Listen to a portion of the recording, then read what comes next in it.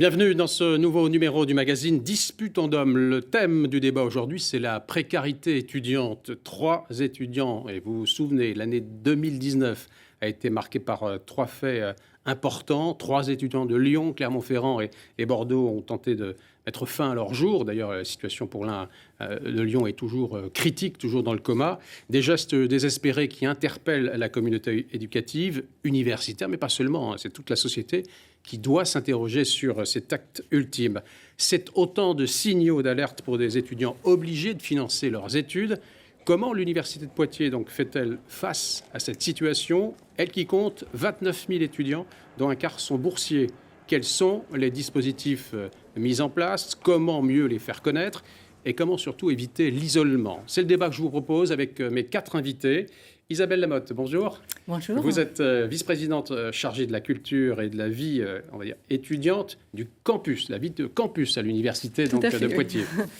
Marianique Hall, vous êtes la directrice du Crous. Alors, pour les non-initiés, le Crous, c'est... C'est le centre régional des œuvres universitaires et scolaires. Voilà, je voulais que vous le disiez, c'est important parce que vous avez en charge effectivement tout le logement étudiant, on va dire... sous votre coupe, plus de 4 000 logements Alors, plus de 4 600 logements, 1 500 000 repas, et puis de l'accompagnement social et des bourses. Et bien, on continuera avec vous pour évoquer, bien sûr, les missions du Crous. Nicolas Bégou, bonjour. Bonjour. Vous êtes donc en charge du développement local de l'AFEV. L'AFEV, c'est l'association de la Fondation étudiante pour la ville. C'est ça. Vous nous direz sa mission, à quoi ça sert et depuis quand elle existe, et justement, quelle est votre mission par rapport au thème du débat aujourd'hui. Anthony Hérault, bonjour. Bonjour. Vous êtes étudiant, boursier, c'est important que vous soyez tous. Mais vous êtes également président d'une association qui s'appelle l'AFEP, et pas la FEV, pas de confondre. L'association donc fédérative des étudiants, donc Picto-Charentais, vous y tenez. Oui, tout à fait, parce que nous sommes représentés donc, sur le territoire d'Angoulême par le biais d'associations, et donc il est important donc, de les inclure dans le système. Entendu. Merci à tous les 4 d'avoir répondu à mon invitation pour ce premier débat 2020. Une première question à tous les 4. Si l'on parle aujourd'hui de précarité étudiante, est-ce que c'est un phénomène qui s'est amplifié ces dernières années? Et quelle forme cette précarité prend-elle aujourd'hui, Marianique Hall? Alors, effectivement, la précarité étudiante, on en parle davantage qu'il y a une vingtaine d'années. Et je crois que c'est le paradoxe d'une société plus mobile, en fait. Sous l'effet de la démocratisation de l'accès à l'enseignement supérieur, sous l'effet d'une profonde évolution des rythmes des études supérieures également, et puis avec une évolution des cellules familiales. Alors, je m'explique en quelques mots. Aujourd'hui, nous avons 2 700 000 étudiants. On en avait 1 200 000 en 1980. Le point de césure, c'est vraiment les années 2000, où on a presque doublé les chiffres par rapport à 1980, avec 2 200 000 étudiants. L'année 2000, c'est en fait l'effet de la décision de porter 80% d'une classe d'âge. Par un Premier ministre qui s'appelait à l'époque Lionel Jospin, Absolument. Qui a été ministre également de son temps d'éducation nationale. Et donc ça a ouvert la possibilité à davantage de jeunes de suivre des études supérieures avec, en conséquence, des parents aux revenus plus modestes que les anciens étudiants. Et donc une certaine difficulté à financer les études. Tour de table toujours. Isabelle Lamotte, justement, sur cette situation précarité étudiante. Alors, justement, c'est dans les années, donc en 2012, lors de la prise de la présidence par Yves Jean, il avait été alerté par des étudiants sur la précarité étudiante et notamment sur l'impossibilité pour certains d'accéder à une alimentation Parce que si je vous entends bien, ça veut dire qu'auparavant on n'en parlait pas. Les enseignants comme les responsables des universités, c'était pas une question. Non, c'était pas un problème. Bon, il y avait sans doute des étudiants, parce que de tout temps, il y a eu des boursiers. Donc, évidemment, il y avait des étudiants qui étaient aussi en difficulté. Mais là, alors, 2012, il y a vraiment eu une sorte d'alerte. Et c'est à l'occasion de son mandat qu'il a effectivement souhaité mettre en place, par exemple, une épicerie sociale et solidaire pour répondre à ce besoin premier des étudiants, cette nécessité au moins de s'alimenter. Voilà. Donc après, il y a tout un ensemble d'autres mesures. On a parlé des bourses, on a des aides ponctuelles. On en parlera tout au long de cette émission. Voilà. Mais pour vous, c'est 2012. Mais en tout cas pour le campus de Poitiers. Pour le campus de Poitiers, et puis avec vraiment ce tour politique sur l'aspect social. C'est-à-dire que précédemment, moi aussi j'étais dans le mandat précédent, Voilà, on parlait bien sûr d'une certaine précarité étudiante, mais pas à ce point-là. Et je pense que le tournant, effectivement, en 2012, parce qu'il y a eu une volonté aussi de l'Université de Poitiers de répondre à cette précarité étudiante sous plusieurs dispositifs. Anthony Hérault, vous l'étudiant en master, vous l'étudiant boursier, mais aussi président de cette association, de quelle manière vous avez vu monter cette précarité étudiante ? Tout d'abord, je vais confirmer donc, vos propos. Donc, dès 2012, il y a eu quand même une conscientisation par rapport donc, à cette précarité étudiante. Donc, il y a eu le projet donc, d'épicerie sociale qui a été défendu donc, en conseil par le biais d'élus, etc., et qui a été monté. Ça fait l'unanimité, je veux dire, il n'y a pas eu de débat sur cette question-là, de créer une épicerie sociale ou pas ? Non, le projet avait été amené par l'ancien vice-président à l'époque, Benjamin Souchard, qui était donc un ancien représentant de la FEP, qui a donc proposé ce projet-là pour améliorer les conditions de vie étudiantes. Et nous pouvons voir que depuis ces années-là, c'est un combat sans fin au final, car on essaye toujours d'améliorer la condition de vie. On ne peut pas s'arrêter donc, à un système qui ne valorise pas au final totalement la condition de vie étudiante, qui n'est pas facile, évidemment. Et c'est pour ça qu'on est là aujourd'hui, qu'il faut en parler, on essaye de s'ouvrir de plus en plus pour parler de tout ça.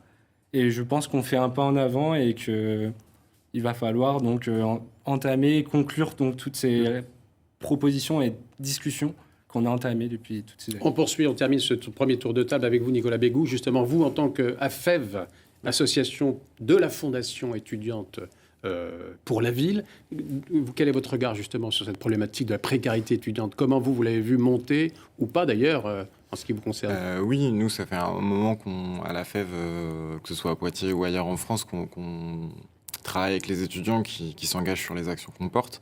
On voit que ces étudiants, que ce soit des engagés à la FEV, mais aussi des bénéficiaires du coup d'Épice Campus, l'épicerie de l'Université de Poitiers, sont dans une difficulté qui est croissante et qui ne s'arrête pas au financier.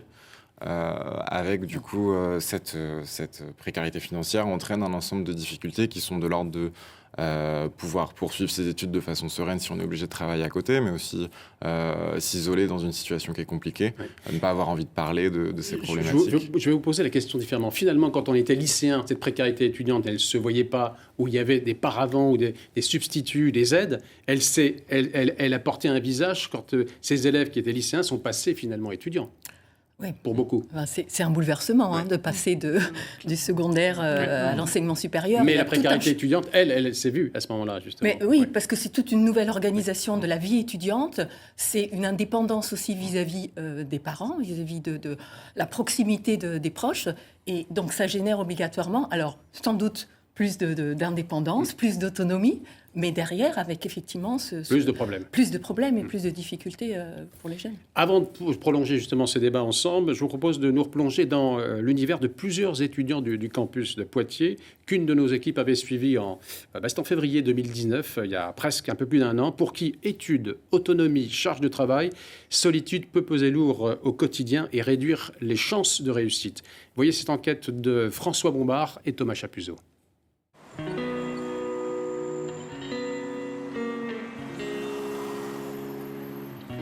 Emma a 20 ans et est étudiante en psychologie à Poitiers. Originaire de Royan, ses premières années en faculté ont parfois été difficiles. Dans l'intimité de son appartement, l'ambiance est souvent studieuse. Au début, moi, c'était dur pour moi parce que c'est vrai qu'on est chez soi, on pourrait faire plein de choses. Je pourrais être sur mon ordi, mais après, c'est que ça fait 3 ans que je suis à la fac, donc faut que je me suis mise dans ma tête que voilà, je travaillais bien chez moi. Pendant 1 an, Emma s'est rendue dans les services de santé de l'université. C'est là qu'elle a été suivie par une psychologue.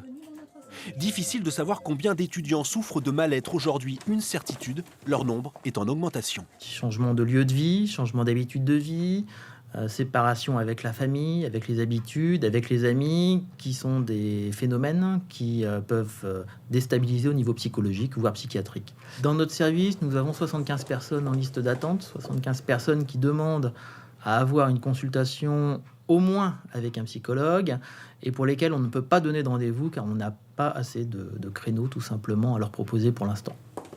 Avant de pouvoir bénéficier de ces consultations gratuites, l'attente peut donc aller jusqu'à 6 mois. Pendant 1 heure, les 3 psychologues reçoivent des étudiants souvent démunis face au bouleversement. C'est la difficulté de la vie étudiante, c'est qu'il y a beaucoup de changements dans une période de vie particulière. Pour gérer ces difficultés, Emma, elle, continue de rencontrer régulièrement une psychologue libérale. La psy elle va mettre une ligne directive sur ce qu'on pense, sur nos angoisses, sur mettre des mots dessus. Moi, je suis un petit peu perdue en fait dans mon avenir, dans tout ça, quoi. Pour créer ces espèces hybrides. À 21 ans, Nicolas est étudiant en master de biologie végétale et espère devenir un jour ingénieur agronome.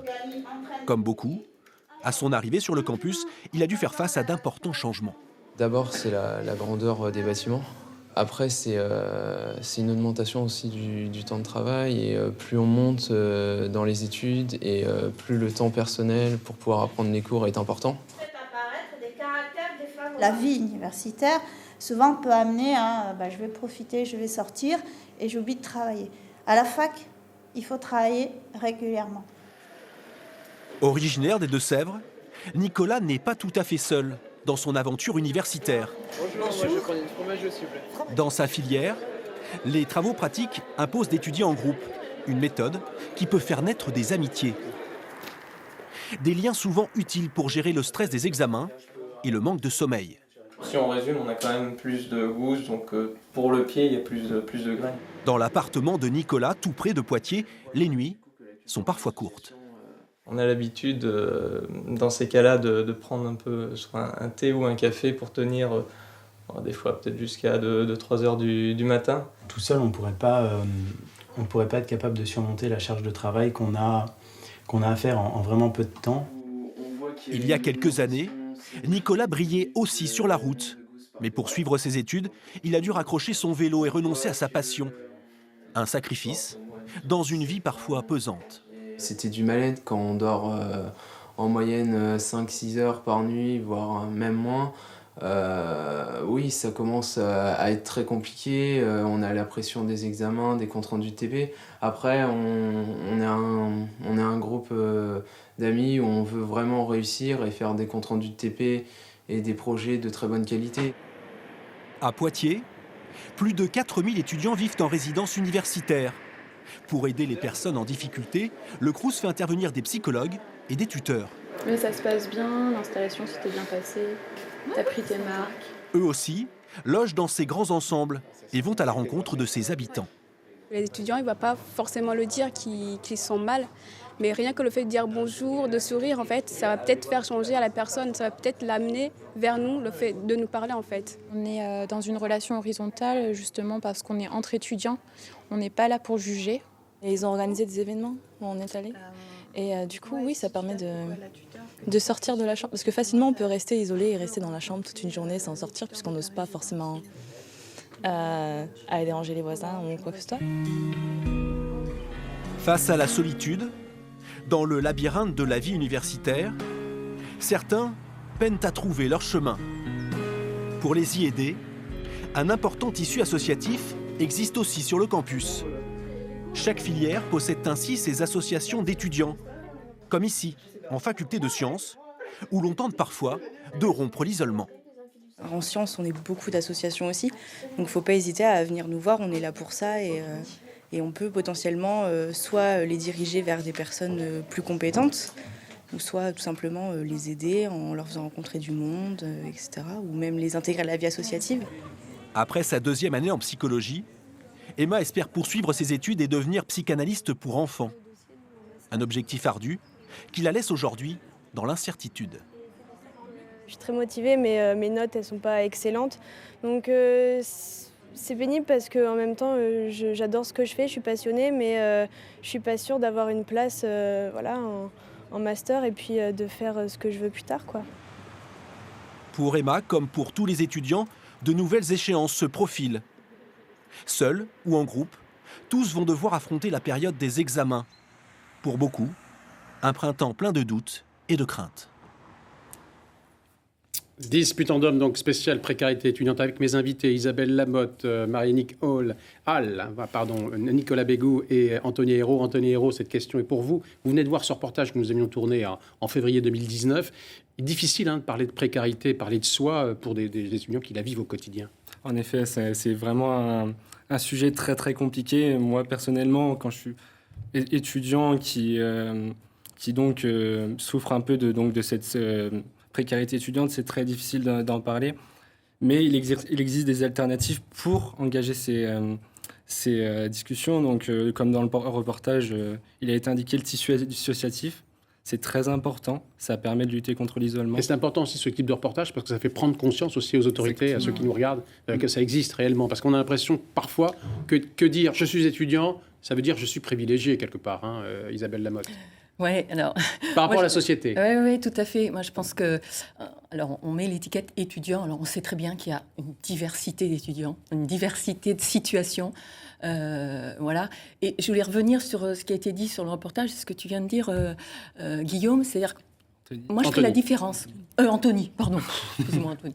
Je ferai la différence entre solitude et isolement. Complètement. Parce que la question de la solitude, elle est féconde. Oui, complètement. Oui, je vois bien. Être bien sûr. seul, c'est aussi avoir la possibilité de penser. L'isolement, c'est un vrai problème. L'isolement, c'est comme un abandon. C'est-à-dire que le monde s'effondre, sa vie s'effondre, et il y a quelque chose qui peut aller jusqu'à des situations effectivement extrêmes. Et on l'a vu malheureusement pour certains étudiants. Donc cet isolement, comment, évidemment, par la parole, par la rencontre, par la relation, comment on va au plus près aussi des étudiants, comment on va les chercher, ce qui n'est pas facile, parce qu'il y a eu une enquête qui a été faite là, en 2018 sur le temps et les conditions de vie étudiantes. Et il s'avère dans cette enquête que les étudiants qui ont besoin d'aide, que ce soit des aides financières ou des aides pour les accompagner, en fait, n'en font pas forcément la demande. C'est la question. Voilà. Vous enchaînez pratiquement sur les questions que j'allais vous poser, mais c'est ça. C'est-à-dire que la problématique, c'est qu'ils ne connaissent pas les dispositifs. Exactement. Oui. Les dispositifs, il y en a. On peut tous vous les donner. Je crois qu'il y a pléthore de dispositifs. Par contre, comment on permet aux étudiants de savoir que ça existe, de franchir la porte aussi, parce que je pense que c'est ça. Là, on le voit dans le reportage, ce qui est très très bien, c'est qu'ils prennent la parole, ils parlent d'eux, ils parlent du travail en groupe, du travail seul, de l'angoisse de l'avenir. Ils sont capables d'en parler. Et s'il y a quelqu'un pour être là et entendre aussi leur angoisse, je pense que ça permet d'aller vers déjà un déblocage. Pour les téléspectateurs qui nous regardent, sur le campus de Poitiers, Marie-Nick Hall, combien de personnes sont aujourd'hui en situation de précarité? Vous le savez ou pas? Alors, on peut donner plusieurs chiffres. On a 18 000 boursiers sur l'académie, sur un total de 50 000 étudiants, donc ça fait 36%. Est-ce que c'est significatif de la précarité? J'aime beaucoup l'approche du reportage qui montre bien qu'il n'assimile pas la précarité uniquement à une difficulté économique. On l'a dit à plusieurs reprises. Isolement, rupture avec la famille, etc. Donc, j'aurais tendance à vous dire qu'on estime qu'un étudiant sur 5 contacte d'une manière ou d'une autre, par téléphone, par courrier électronique, les services sociaux du Crous et des universités de La Rochelle et de Poitiers avec lesquels on travaille. Et c'est un indicateur. Alors, on peut être aussi en situation de précarité sur une assez longue période et être en difficulté à un moment donné dans son parcours d'études supérieures. Et c'est la raison pour laquelle on a mis en place en 2018 à la fois les consultations psychologiques dans les résidences, en coordination avec le service de santé universitaire, parce que c'est important de pouvoir montrer qu'on peut être en difficulté et que des gens peuvent écouter. Et parallèlement, la mise en place donc, de ces tuteurs, c'est-à-dire des étudiants en emploi étudiant qui sont là pour accueillir les primo-arrivants. Mais vous venez de poser tout à l'heure, souligner la problématique de fond, c'est comment les étudiants qui peuvent être en situation de précarité ou de difficulté, avant de tomber dans la précarité, vont solliciter ces aides-là. Vous, Nicolas Bégou, à quel niveau vous intervenez ? Alors nous, on intervient par rapport à tout ce qui a été dit sur 2 dispositifs. Du coup, sur Épice Campus, l'épicerie de l'université, où là, les étudiants sont orientés après une consultation avec une assistante sociale du Crous ou de l'université. Donc sur des critères là qui sont établis en amont, qui sont économiques. Où là, du coup, on les reçoit une fois que l'orientation est faite pour fournir produits alimentaires, non alimentaires à des prix très bas. Et puis après, de façon assez similaire avec les tuteurs du Crous, justement, on a des ambassadeurs des universités qui sont des étudiants qui sont en césure ou alors qui sont encore en études, qui sont en service civique au sein de différentes composantes de l'université pour être justement un peu cette porte d'entrée vers la bonne personne quand on a une difficulté ou ils sont étudiants ou ils l'ont été, ils ont à peu près le même âge que les étudiants et des fois c'est plus facile d'aller vers ces personnes. Oui, je me doute effectivement de se livrer ou d'aborder, parce qu'Isabelle Lamotte, vous le disiez tout à l'heure, finalement les dispositifs existent, mais le plus difficile c'est de les faire connaître. Parce que souvent les étudiants quand ils arrivent, c'est en début d'année qu'ils sont abreuvés, inondés d'informations et leur priorité c'est pas ce type d'informations, c'est comment je m'organise pour faire mes études. Pour faire mes études, effectivement. Et puis on peut être aussi sur des difficultés temporaires. Donc, alors ce qu'on a essayé de mettre en place aussi, alors en lien avec effectivement le Crous, avec le service de santé, c'est ce qu'on a appelé les étudiants relais santé, les étudiants relais sociaux, et puis les étudiants en service civique, qui sont effectivement là aussi au plus près, qui peuvent discuter avec les autres étudiants. Donc ce sont des relais, des médiateurs en fait de cette possibilité. Après, par exemple, alors oui, l'accueil, on a effectivement là aussi Crous, Université Ville de Poitiers, on a un mois d'accueil pour accueillir les étudiants pendant tout le mois de septembre. Et après, alors, justement, c'est-à-dire que pour nous, l'accueil, c'est pas simplement, même si on fait un gros focus sur ce mois d'accueil, l'accueil, c'est tout au long de l'année. C'est dans les services de scolarité, c'est dans les services de santé, maison des étudiants, Crous, c'est dans les différents services d'orientation. Donc, c'est un petit peu partout. C'est disséminé. Et je crois que c'est autant les étudiants relais santé, mais aussi le personnel. Et donc là aussi, cette question de l'accueil, c'est important. Oui, je comprends ce que vous voulez dire par là, que le personnel parfois doit être aussi sensibilisé, ce qui n'est peut-être pas le cas jusqu'à maintenant. C'est à la fois une question politique et une question esthétique dans le sens de la sensibilité. Anthony Hérault, justement, à l'ère de la communication, des réseaux sociaux, finalement, on peut avoir accès à toutes les informations. Et pourtant, par rapport à la problématique de la précarité, il y a des trous dans la raquette. Exactement. Certes, il ne faut pas négliger la communication externe, donc par les réseaux sociaux, mais la communication interne, donc par le relais donc étudiant-étudiant ou étudiant personnel, est très important. Un étudiant peut aller solliciter donc un membre du personnel, donc que ce soit un enseignant, il peut aller le solliciter pour parler et lui dire que, par exemple, dans ses études, il ne va pas bien ou il se passe quelque chose, ou sinon, il peut voir qu'est-ce qui se fait dans son UFR. Oui. Par exemple, que ce soit le secrétariat, donc des unités donc de psychologie ou donc le tissu associatif, j'y reviens encore parce que c'est très important.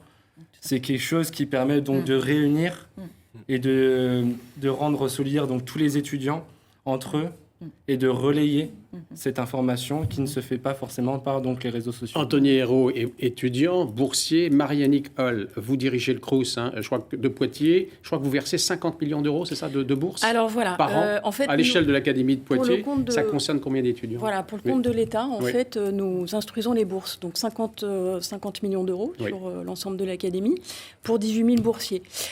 C'est un chiffre en augmentation, d'ailleurs. Ah oui, c'est un chiffre en augmentation qui suit le rythme d'augmentation des étudiants en général. Il n'y a pas non plus d'augmentation. Il n'y a pas eu un effet, par exemple, les années 2000 avec un boom des boursiers? Alors, un boom des boursiers, comme il y a eu un boom des étudiants. De fait, donc c'est logique. Tout à fait. Et je voudrais passer un message ici. C'est malheureusement, souvent, les jeunes et les parents croient qu'ils n'ont pas le droit à des aides. Donc, j'invite vraiment les jeunes lycéens aujourd'hui et leurs parents, par exemple, à faire une simulation de bourse sur le site Mes Services Étudiants, parce que trop de gens croient qu'ils n'ont pas le droit à ces aides.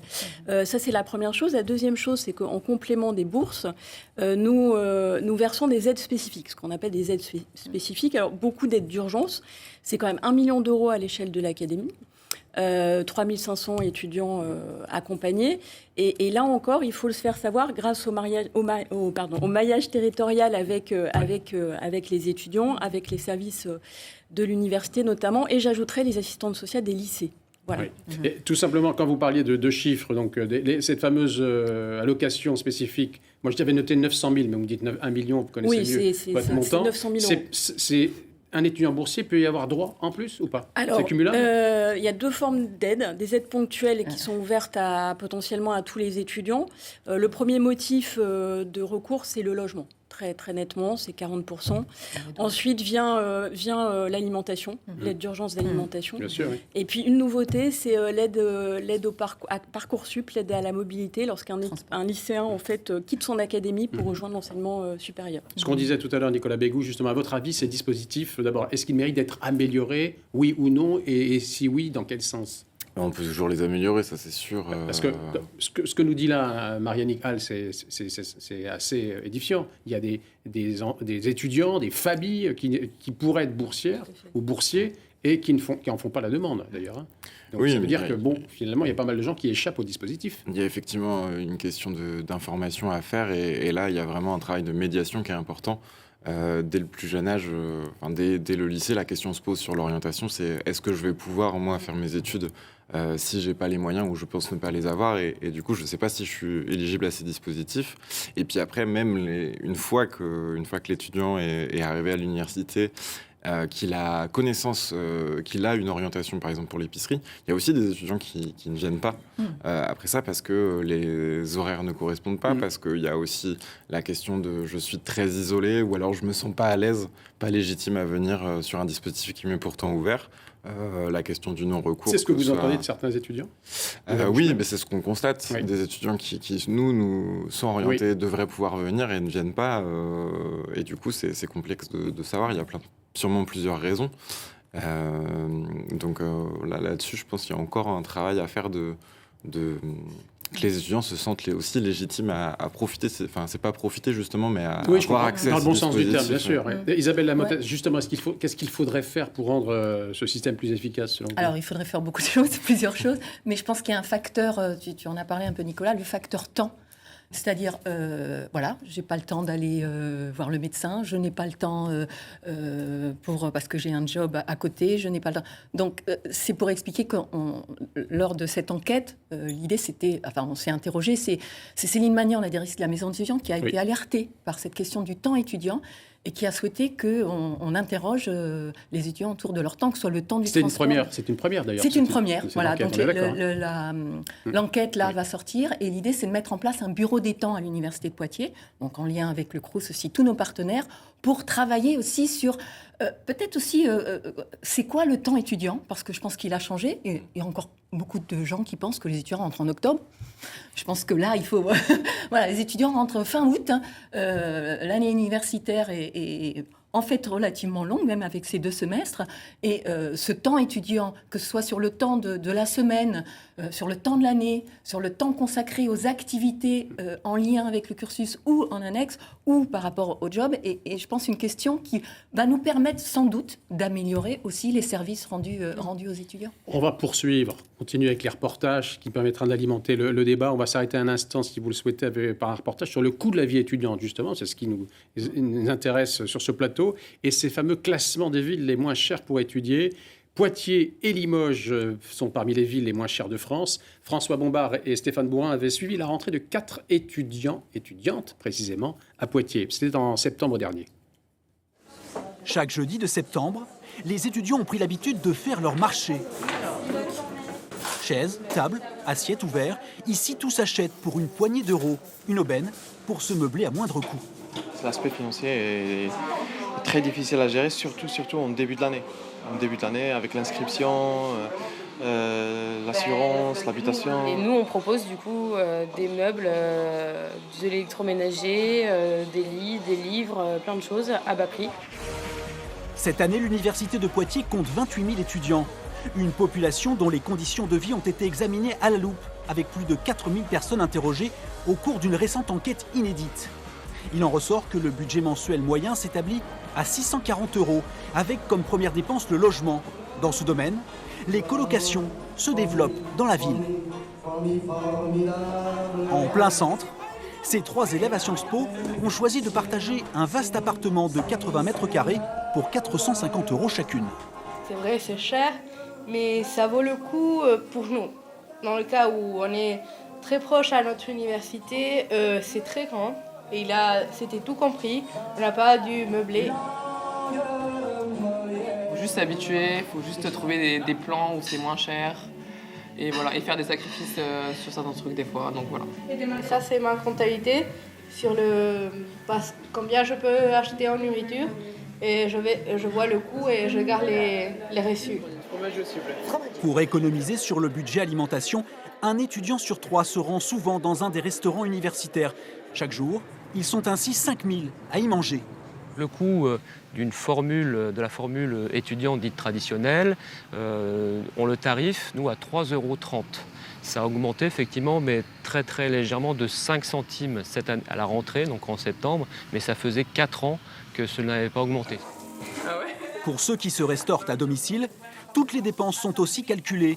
Et dans la colocation, chacune a sa propre recette. L'alimentation, ça coûte cher quand on est étudiant. Est-ce qu'on arrive à bien manger? Qu'est-ce qu'on mange Est-ce qu'on arrive à bien manger? Je ne sais pas. Je pense pas, honnêtement. Les légumes, c'est pas ce qu'on achète en premier. On achète surtout des pâtes, du riz. Par exemple, moi, sortir, c'est quand même une priorité. Mes livres, c'est une priorité. Donc, au final, l'alimentation, ça arrive un peu en dernier, quoi. Je vais juste vous demander une carte étudiante ou une pièce d'identité, s'il vous plaît. Eddy est doctorante en droit et travaille à l'accueil de la maison des étudiants. 14 heures par semaine qui s'ajoutent aux vacations effectuées au Futuroscope et au babysitting. Un rythme soutenu qu'elle suit depuis plusieurs années. C'est pour pouvoir joindre les deux bouts à la fin du mois, parce que je n'ai pas de bourse, donc je suis obligée de travailler. Quand on n'a pas le choix, on trouve des moyens pour gérer les deux à la fois. C'est pas simple, c'est pas du tout simple, mais je ne suis pas la seule. Il y a plein d'étudiants qui sont dans mon cas, qui sont obligés de travailler à côté. Ceux qui travaillent ne sont pas plus absents, s'organisent mieux, mais en tout cas passent le même temps sur leur travail personnel que les autres étudiants. Comme Eddy à l'université de Poitiers, près d'un étudiant sur 3 travaille en marge de son cursus universitaire et lui consacre 12 heures hebdomadaires en moyenne.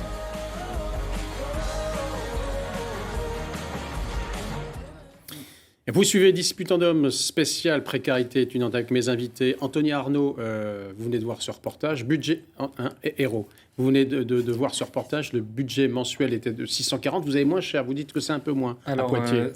Pour le coût moyen mensuel pour un étudiant. J'ai pas le budget moyen. J'ai la ressource moyenne d'un étudiant qui dispose pour un mois. Qui est à hauteur pour un bac+1 de 506 €. Ce qui est relativement très peu. Ce qui fait partie, c'est pour ça que d'ailleurs Poitiers est une des villes les moins chères de France. Exactement, oui. Et on a un coût moyen de loyer à 350 €, qui nous laisse à peu près 150 € pour donc subvenir à tous les besoins. Donc. Parce que les deux postes les plus importants, c'est bien sûr le loyer, le logement et la nourriture, la restauration. Oui, tout à fait. Tout à fait. Et quand on regarde ces chiffres, c'est assez alarmant. Parce que c'est-à-dire qu'on a 150 € pour passer le mois, pour se nourrir et bien évidemment sortir. Et pourquoi pas rentrer chez soi. On affiche en même temps qu'on se parle le coût moyen aussi des transports. Parce que là, pour le coup, des villes comme Poitiers, des villes moyennes ont des coûts de transport paradoxalement plus chers. Et vous le constatez, les évolutions d'année en année sont assez édifiantes. C'est des coûts qui sont à la hausse chaque année, malheureusement. Et il va falloir faire un travail, notamment en commission de vie nocturne, avec la société qui s'occupe du transport, sur ce coût moyen, pour favoriser l'accessibilité au transport aux étudiants. Parce que, mine de rien, il y a beaucoup d'étudiants qui vivent en dehors du campus et donc viennent par leurs propres moyens, donc que ce soit en voiture ou en transport en commun, donc le bus. Et donc, comme on a vu, on a 199 €, ce qui est très très cher. Et comme j'ai dit tout à l'heure, on est à 150 €, ça dépasse totalement le budget. Donc, il ne faut surtout pas négliger, je reviens sur ce que j'ai dit tout à l'heure, il ne faut surtout pas négliger l'alimentation, car on l'a vu sur le reportage, ils évoquent surtout les pâtes, malheureusement, le riz, ce qui n'est pas forcément sain. Et donc, c'est symptomatique de cette thématique. Et l'étudiant va privilégier ses hobbies plutôt que son alimentation, parce que rester dans le cadre universitaire, c'est c'est compliqué, parce que du coup, on va ressentir l'isolement, comme vous l'évoquiez tout à l'heure, et ressentir très très rapidement le besoin. Nicolas Bégou, justement, vous au sein de l'EFEV, les étudiants en difficulté que vous rencontrez, qu'est-ce qu'ils vous disent? Est-ce qu'ils vous parlent de leurs galères? Oui. Et qu'est-ce qui leur manque? Ils vous disent, moi, il me manque ça ou pas? Est-ce qu'ils ils vous le disent ou pas du tout? Oui, il manque un peu de diversité, notamment sur, je reprends l'exemple de l'alimentation, où c'est, quand on voit les produits qui sont les moins chers, c'est ceux qui ont été évoqués à l'instant. Donc c'est aussi un travail qu'on mène là-dessus avec le Crous et l'université sur justement qu'est-ce que c'est bien manger, quels produits on peut fournir. Et puis après, la difficulté, c'est est-ce que je sais les cuisiner? Est-ce que j'ai les moyens de les cuisiner? Et là, c'est la deuxième problématique. Et c'est là aussi qu'on essaie de travailler un petit peu sur des idées recettes et du matériel à mettre à disposition aussi pour... Marianne Hall nous parlait de ce montant, cette enveloppe spécifique en dehors des bourses. Vous, au sein de votre structure, Isabelle Lamotte, vous avez aussi une allocation, une enveloppe spécifique. Tout à fait. Oui. Et en fait, on travaille ça s'appelle ensemble. Fonds de solidarité de développement, c'est ça? Alors, il y a plusieurs choses. Il y a effectivement le Fonds de solidarité et de développement des initiatives étudiantes qui permet de répondre aux projets associatifs. Anthony en parlait tout à l'heure. Je pense que là aussi, la question de l'associatif est important et intéressant pour créer du lien. Et donc, on essaie de répondre le plus possible à l'ensemble de ces projets. Et à quoi il sert ce fonds? Alors justement, à financer les projets des associations étudiantes, qu'elles soient des associations de filière, des associations culturelles, humanitaires, environnementales. On a une commission par mois qui permet de... et qui est... alors, la particularité aussi à Poitiers, c'est une commission tripartite. Une commission donc avec le Crous, avec la ville de Poitiers et avec l'université. Donc l'université ayant le fonds, ce fonds de solidarité, le Crous ayant le fonds Culture Action et la ville de Poitiers, le fonds pour les associations étudiantes. Donc ça permet, les étudiants viennent présenter leurs projets et ça permet de répondre ensemble, les trois partenaires, à ces projets étudiants. Donc ça, c'est la partie associative. Il y a 70% qui sont consacrés de ce fonds. Quel est le montant? Oh là là. Alors là, j'ai pas le montant. On est sur... on est sur 300, un peu plus de 300 000 euros sur l'ensemble. Donc 70% pour le projet associatif et 30% pour les aides sociales. Où là aussi, nous avons des commissions mixtes avec le Crous. Donc là aussi, sur des commissions d'aide ponctuelles, des commissions d'aide annuelles. Et on en revient au débat de début, c'est que finalement les étudiants ne connaissent pas, ils ignorent peut-être aussi, non? Alors je pense que certains ne connaissent pas, puisque finalement, on ne dépense pas tout ce qui est... C'est ce que j'allais vous demander, finalement. Ces enveloppes ne sont pas utilisées. Non, elles ne sont pas utilisées totalement. Donc il y a là, à nouveau, un travail à faire alors avec les assistantes sociales, bien sûr, du Crous et de l'université, auprès des étudiants, toujours avec ces relais. Anthony Hérault, là-dessus, vous vouliez ajouter un mot? Oui, je voulais juste ajouter un mot pour donner un exemple de l'utilisation de cette AFSDIE. Donc, ce fonds a donné donc, aux étudiants. Donc, on mène un projet, donc pour le moment, c'est à la base d'une enquête sur la précarité menstruelle. Oui, alors. C'est un facteur qu'il faut prendre en compte aussi dans la précarité étudiante. Ouais. C'est une somme qu'il faut sortir chaque mois. Ouais, et donc, on a créé une enquête qu'on a diffusée donc chaque UFR. Et donc, le but, avec la Maison des étudiants et l'Université de Poitiers et donc le service de santé universitaire et le Crous, est de mettre à disposition donc des protections intimes. Oui, parce que ce que vous voulez dire par là, effectivement, c'est que quand on est une fille ou un garçon, le prix n'est pas le même. Et on a vu que les produits dits roses sont taxés, surtaxés, et encore plus quand on est étudiante. Et alors, pour rajouter, dans l'enquête, on se rend compte que le budget des étudiants est plus important que le budget des étudiantes. Il est plus élevé, de presque 100 euros. Et effectivement, cette question de la précarité menstruelle, elle vient en avant aussi, et c'est important qu'il y ait cette enquête, et c'est important qu'on réponde aussi à ces difficultés des étudiants. Marine. Je voulais mettre en évidence peut-être deux éléments positifs. C'est quelque part la contribution... En tous les cas, vous êtes en train de nous donner des éléments positifs. Ça existe là, pour le coup. Deux choses. La première chose, c'est qu'il me semble que le campus de Poitiers est vraiment un campus à taille humaine, et que ça, c'est un point fort vis-à-vis des étudiants.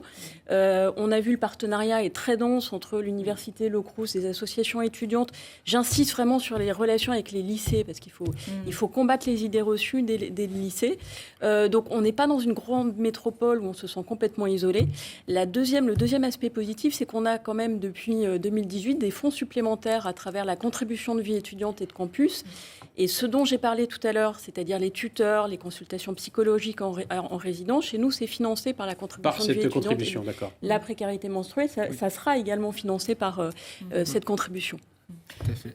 Et je voulais juste rajouter un point donc, par rapport donc, à ce point-là, c'est que on parle donc du campus de Poitiers dans sa globalité. On évoque donc c'est un campus à taille humaine, etc. Mais faut pas oublier donc aussi le Futuroscope, qui est un campus assez délocalisé, qu'il faut prendre en compte. On a Angoulême, on a Niort, on a Châtellerault.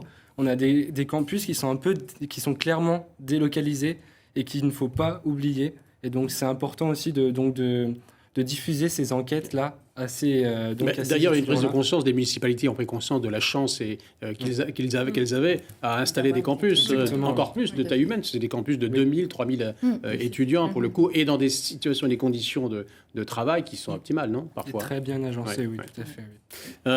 Oui. On le disait, c'est le reportage de François Bombard, 35% des étudiants travaillent pour payer leurs études. C'est un pourcentage en augmentation ces dernières années, stable ou en baisse?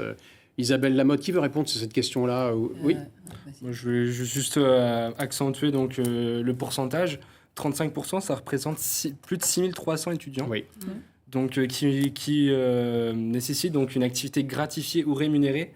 Et donc, comme on a pu voir avec l'exemple donc, de l'étudiante qui travaille donc, à la maison des étudiants, qui fait plus de 14 heures par semaine sur un emploi du temps avec donc, les cours et donc les tâches de la vie quotidienne, ça clairement ça peut en pâtir donc sur sa réussite. Sur la réussite, ça, clairement d'ailleurs, c'est ce que disent les études.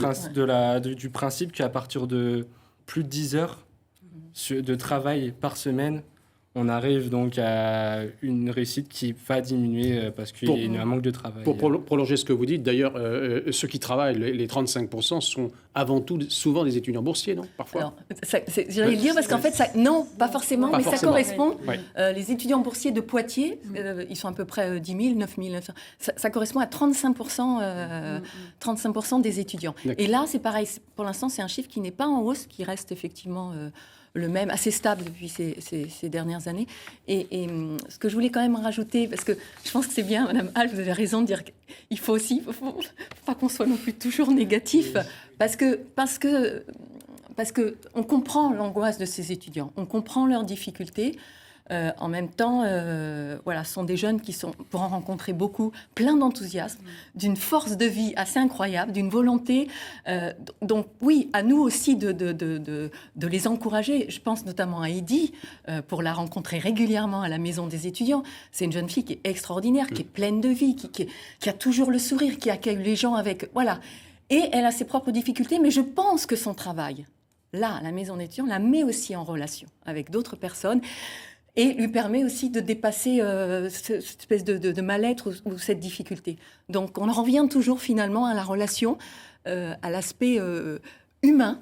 Je voudrais insister là-dessus parce que je pense que c'est important.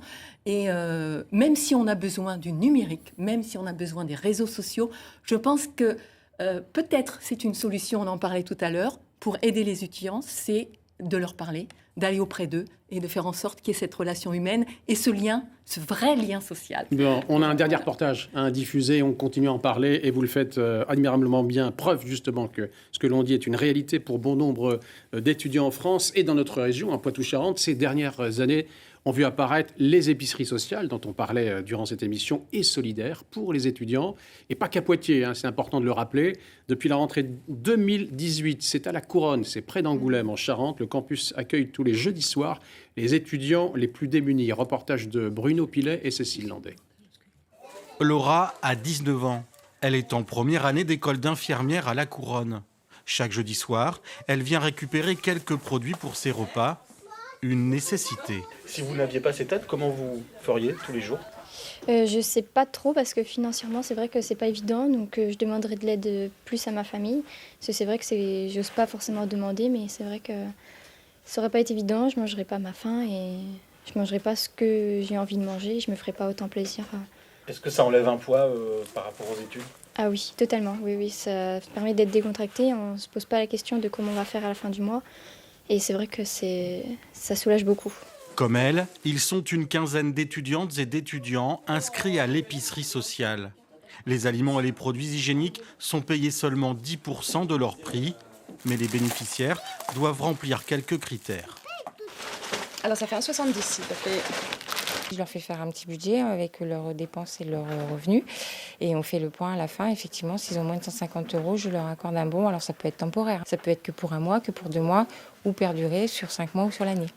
Cette aide est proposée par une association qui regroupe 4 écoles supérieures du campus universitaire de la Charente. L'idée est partie d'un triste constat. On avait des informations remontant qui disaient qu'effectivement, certains étudiants avaient des difficultés alimentaires. Et on sait souvent que les difficultés alimentaires peuvent perturber aussi le cycle normal des études.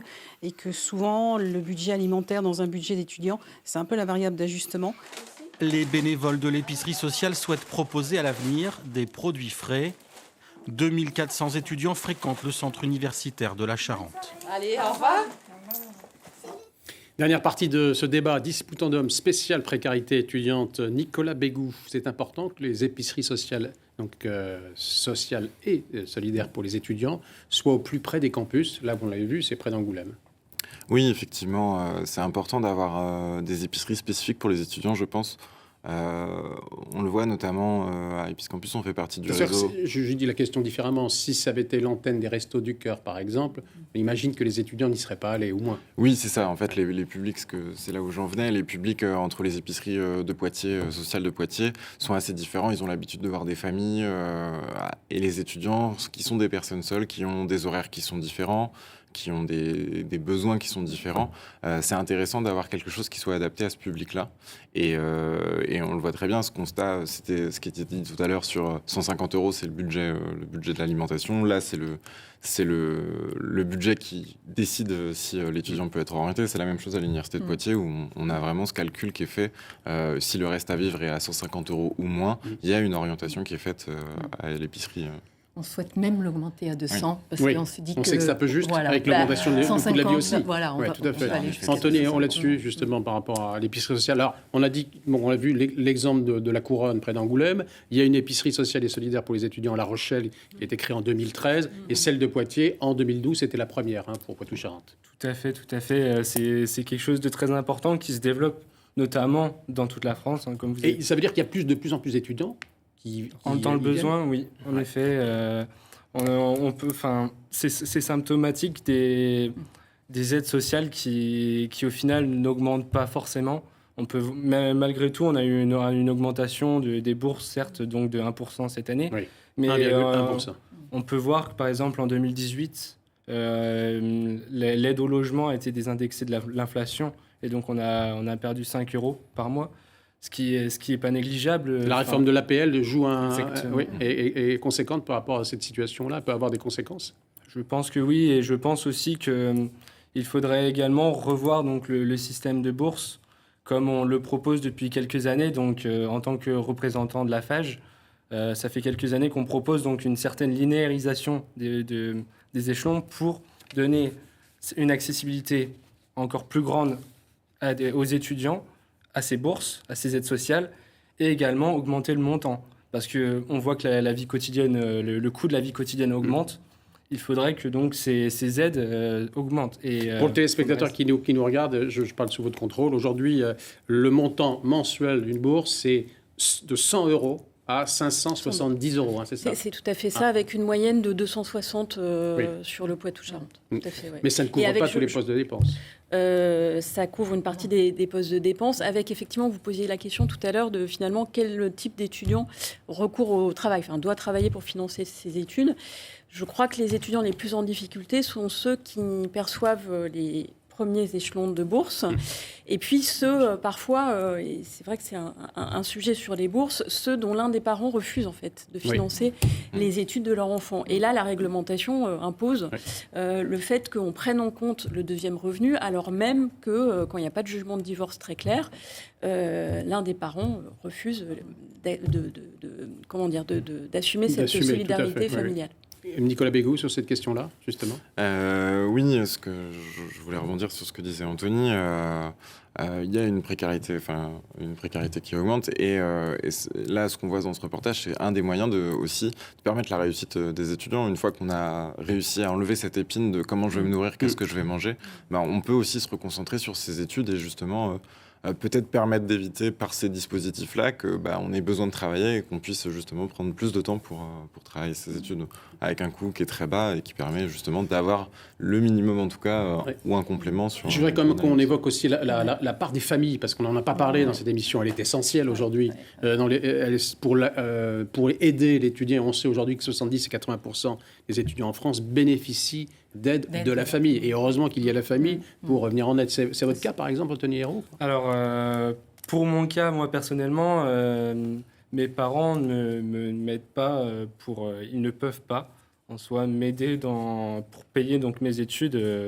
Donc, c'est pour ça que... Comment vous faites, vous, par exemple, pour payer vos études ? Donc, j'ai mes bourses et également, je travaille à côté. Donc, j'ai une activité salariale de 5 heures par semaine. Donc, le dimanche matin, donc, dans un commerce. Et fiscalement, vous êtes autonome, si je puis dire ? Fiscalement, je suis rattaché à mes parents parce que cet emploi n'entrave pas donc, l'imposition de mes parents.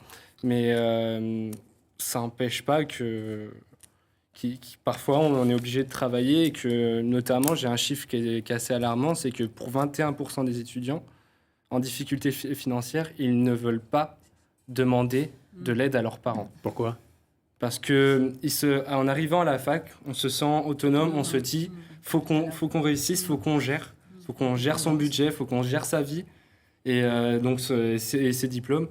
Donc on essaye d'être autonome et c'est pour ça que parfois c'est compliqué et on n'ose pas demander de l'aide. J'ai une question, mais je vous la pose également. Ça veut dire que on n'est pas dans un système à l'américaine. Par exemple, aujourd'hui, les étudiants français, très peu, ils sont à peine 6%, font des prêts étudiants. Donc on n'est pas dans les endettements du système américain.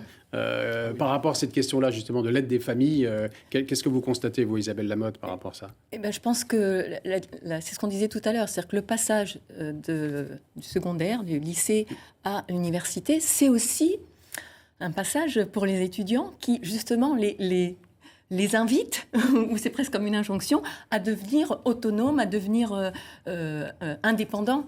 Et aller redemander auprès des parents, peut-être aussi quelquefois quand la situation est un peu difficile ou tendue, c'est refaire un pas vers cette dépendance de la famille. Et donc c'est sans doute difficile. Mais je pense que... Alors, dans l'enquête, il est effectivement montré que certains étudiants ont... une grande majorité quand même, peuvent avoir l'aide de leurs proches, leur famille, mais que certains, comme tu le disais, ne demandent pas au risque de se retrouver à nouveau dans une situation de dépendance, qui les met dans une situation de malaise, une situation d'angoisse, on l'a vu sur les reportages, et qui a des conséquences sur leurs études et leur réussite. Anthony Hérault ? Mais je vais revenir sur ce que tu as dit tout à l'heure, sur donc, la transition lycée-fac.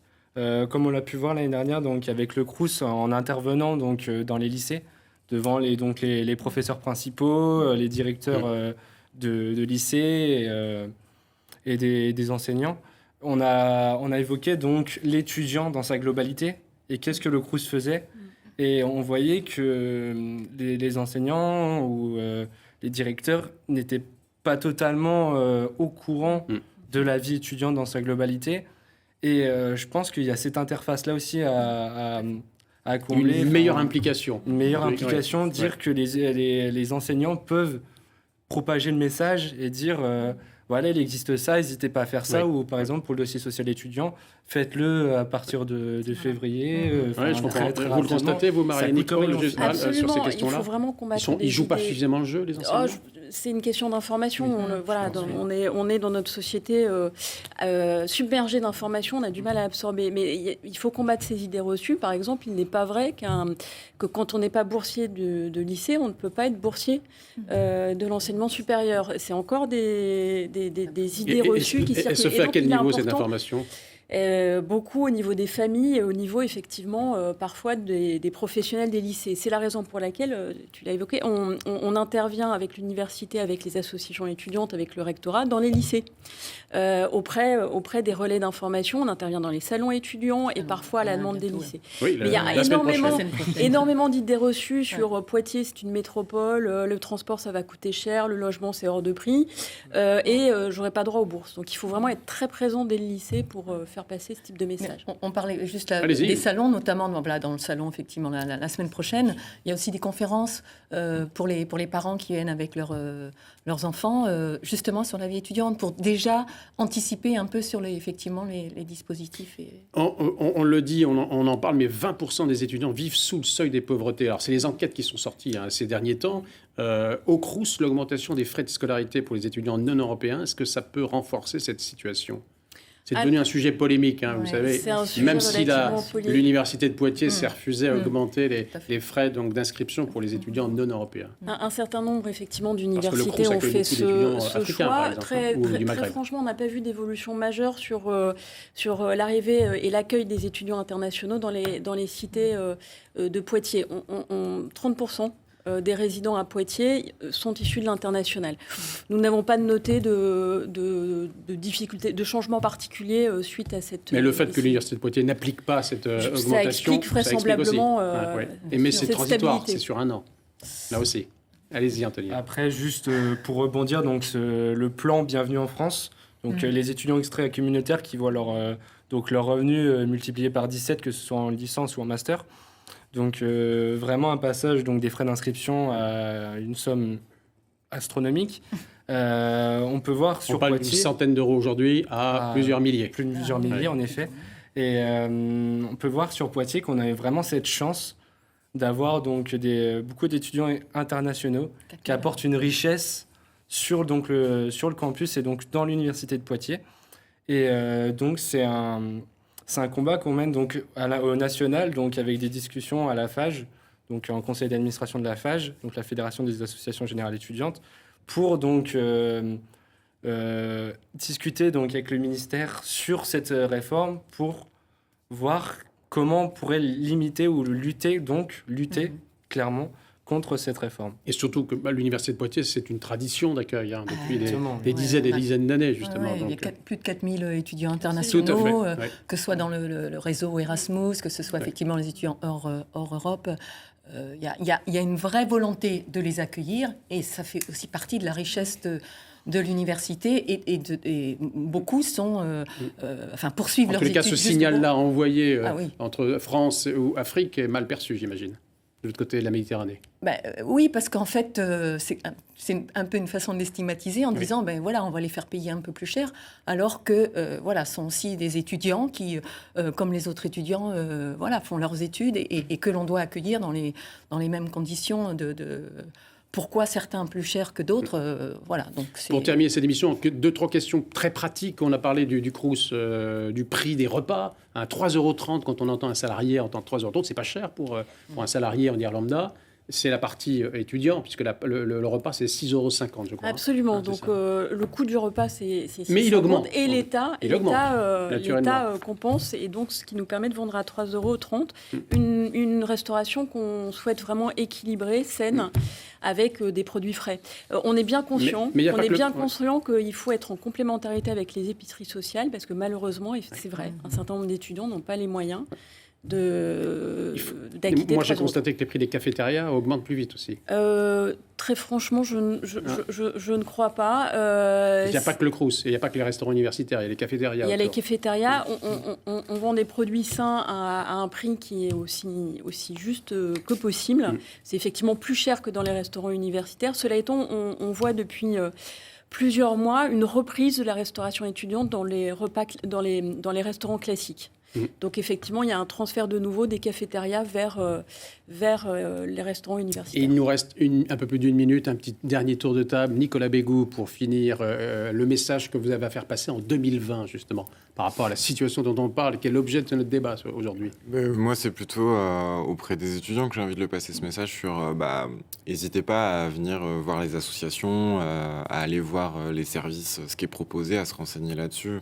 Nous, on essaie d'être au plus proche sur le campus, on est disponible, on est ouvert et il ne faut pas hésiter à venir juste pour discuter, quoi. Des fois, ça sauve. Anthony Hérault, on y arrive. Vous étudiant, master, boursier, mais on y arrive. On y arrive. Rien n'est impossible. Il faut aller solliciter les personnes. Le tissu associatif est là, bien présent dans chaque UFR. Donc, n'hésitez pas à aller les consulter, ne serait-ce que pour échanger, discuter, voilà, et aller voir le personnel très qualifié. Isabelle Lamotte, votre message pour 2020? Moi, je crois qu'il y a de nombreux services à l'Université de Poitiers avec des gens qui sont formidables, qui sont vraiment prêts à accueillir les étudiants. Et je crois que les étudiants vont vraiment aller ouvrir cette porte et à rencontrer toutes les personnes, que ce soit le service de la maison d'étudiants, que ce soit le service de santé, le service de l'orientation, le service des relations internationales, on en a parlé. Voilà, vraiment, on est là pour vous accueillir. Le dernier mot, c'est pour vous, Marine Neckhol, en 10 secondes. Ne pas hésiter à parler de précarité et demander de l'aide. Merci en tous les cas d'avoir participé à cette émission Disputandum. À très bientôt sur notre antenne. Noah.